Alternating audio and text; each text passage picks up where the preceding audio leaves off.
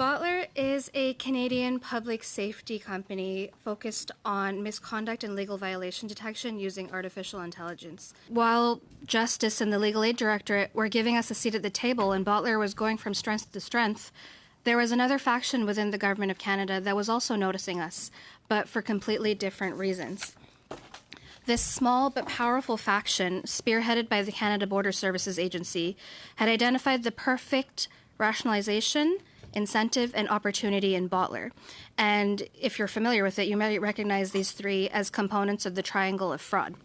My personal profile as a female immigrant entrepreneur who refused to be a victim of sexual misconduct and transformed tripling trauma into something that attracted extensive goodwill from Justice Canada, the public, and media alike, provided the perfect opportunity for an optics operation that could funnel tens of millions of taxpayer dollars.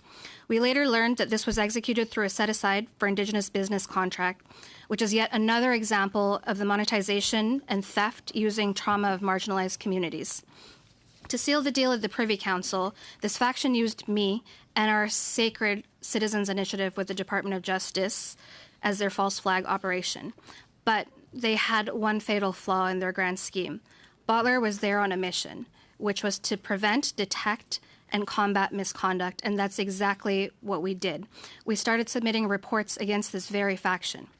In response, instead of protecting Canadian taxpayers and their hard-earned dollars, the government machine, including the CBSA, PSPC, TBS, and other individuals, including legal services, mobilized to bury our reports, to obstruct justice, and all in Canada's name. In December 2022, in the same time that President O'Gorman said that they were debating sending our reports to the RCMP, my emails were hacked, and every record of an email that Christian Firth had sent me was mysteriously deleted.